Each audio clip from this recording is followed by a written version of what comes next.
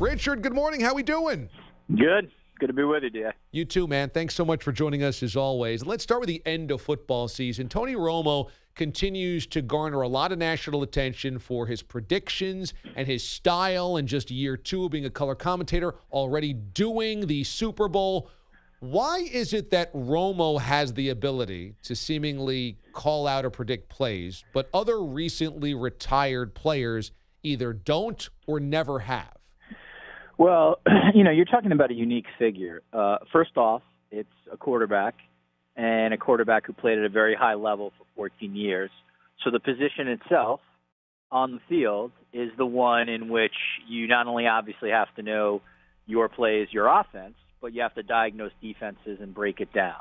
So positionally, the quarterback, at least in terms of being an NFL analyst, will always, I think, have an advantage over other positions because you see the whole field.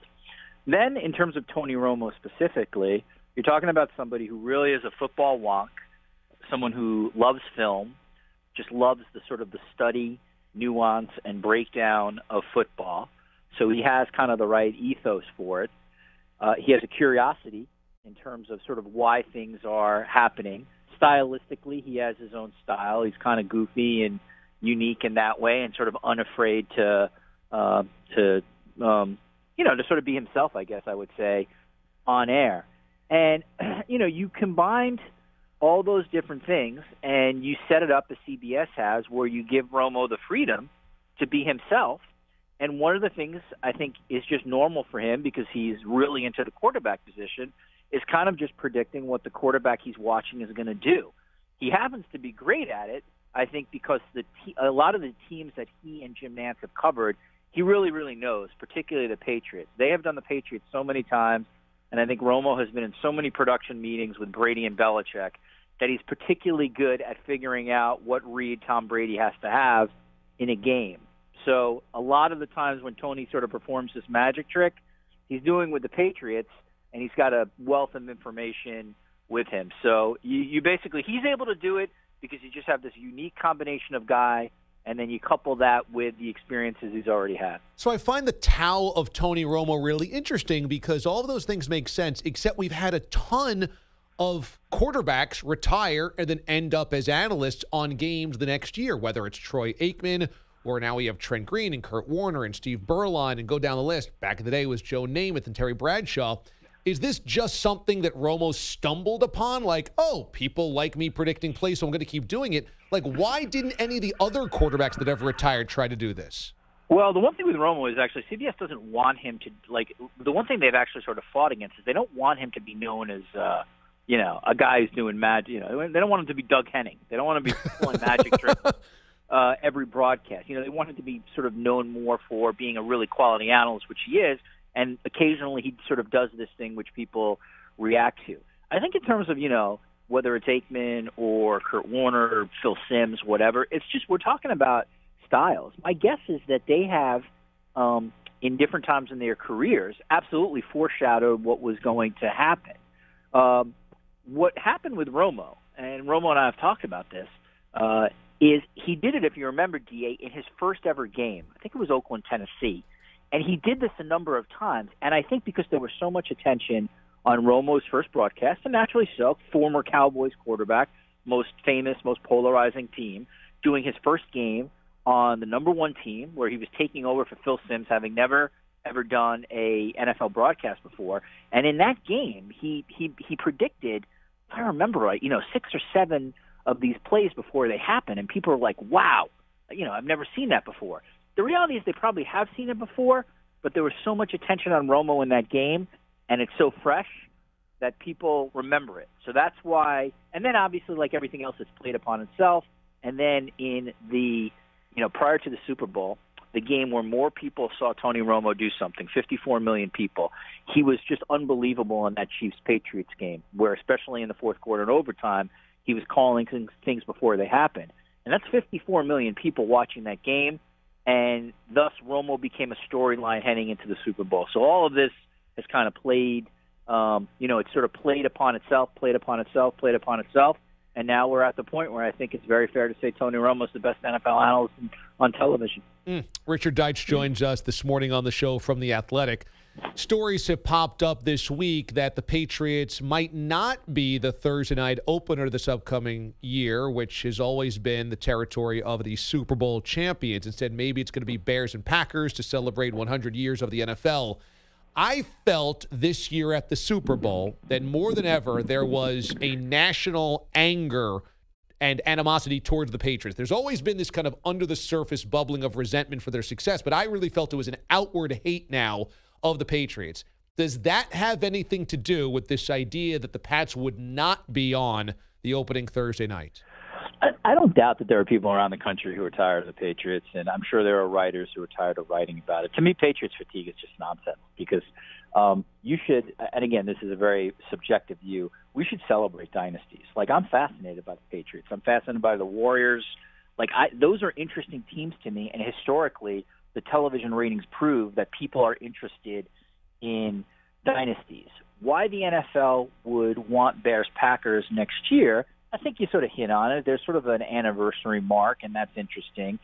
Chicago is the number 3 media market in the country. They're a good team, so they're going to bring viewers. Packers are historically one of the great TV teams, along with the Cowboys and the Patriots. And so, there's an argument to be made there. I don't think this is sort of conspiratorial. I think this would be more of the NFL is kind of looking for maybe an interesting Thursday night opener. They have this major media market in Chicago, and they have one of the great all-time franchises in the Packers, and that's an enticing matchup. And probably, I have to sort of think about this, but I would think probably for NBC, a potentially bigger viewership than if you replayed the Patriots and the Rams on opening week. I think it'd be pretty close. But make no mistake about this, DA. Whatever you're hearing about, disliking the Patriots and Patriots fatigue, blah, blah, blah, trust me, when all these network executives are talking to the NFL schedule makers and Howard Katz at the NFL's group, they are all clamoring to get Patriot games because, like the Cowboys, the Patriots will always deliver viewers. Absolutely right. I wonder about last week. The Alliance did a better overall national rating than the NBA in that time slot. We know, though, that there's going to be a novelty that wears off, and ratings are going to come down for the Alliance. But what did you make of the Alliance having that number last week? I think your attitude here is right. Just use caution and common sense. The XFL, in its first ever game back in 2001, was watched by 17 million people. And if you remember, I don't know if you remember this, but I'm sure some of your listeners will. There was all this talk about, we've got this great second league. The XFL is incredible. It's going to be game-changing. And, 5 weeks later, me, you, and the guy down the street were the only people watching the XFL. So, I would say sort of caution. That said, it's a great number to start for a league that did not have a ton of publicity. That's a league that does not necessarily have many name brand players in it. A very, very good start, $3.5 million. Beating the NBA, I think that's a nice note, but I wouldn't put any sort of major stock into it because I think a lot of people, first of all, football is far and away the most popular sport in the country. There was a curiosity factor. It was on a network. Keep in mind, it wasn't on ESPN or the NFL network. It was on a network, CBS. And I think you got a nice curiosity number. The interesting number after that, which did not get as much publicity, the NFL Network's first broadcast of the AAF, 640,000 viewers. Again, I would say that's a nice number. That's a pretty good number for the NFL Network. But that is not 3 million. So I would just say to people, sort of caution. To me, the most interesting number in this league will be, let's say, the last week of the regular season and the playoffs. Because if they can retain, I'll sort of throw this out there, if they can retain 60% of their opening week number, I think that's a really good story. If by the end of the year, 1 million or 900,000 people are watching the AAF championship, that's not a good story for the league, and they're going to have to keep promoting. But the one thing I think that this league is going to prove is I think there's going to be a demand for football between February and April. And I think if they play it right, I think they got a shot at being a niche product over the next decade. Yeah, I agree. Richard Deitsch joins us from The Athletic. Let's go back to that NBA thing. One of the big overarching national stories has been that the NBA's ratings have been down this year. People have pointed to LeBron playing on the West Coast, perhaps Warriors fatigue. What do you point to? Yeah, I think LeBron moving to the West Coast is a absolute legitimate major factor and perhaps the biggest factor. in terms of the primetime games being down. Again, keep in mind that these numbers late in the year will pop because the games have more meaning, so we'll see the number by the end of the year. It should be down. It just won't be as down as much now.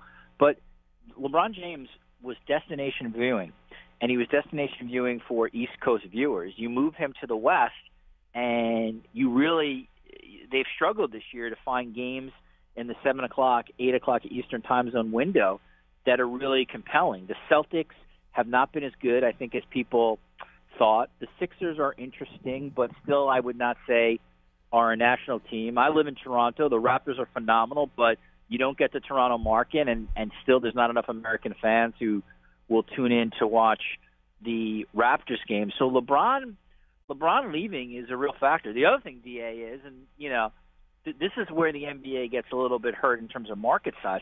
The Knicks are horrific, and the Bulls are not any kind of television draw. So you have two Eastern Conference teams that are the number 1 and number 3 media markets in the country, which if they were any good, just by sheer numbers, they would bring in a ton of viewers. But the NBA cannot really put the Knicks or the Bulls in any kind of TNT, ESPN, ABC primetime window because they're horrible and no one's interested. So the league would really, really be helped if even one of those franchises became a player in the league. You would see the viewership numbers of those early games go way up just on sheer city size alone.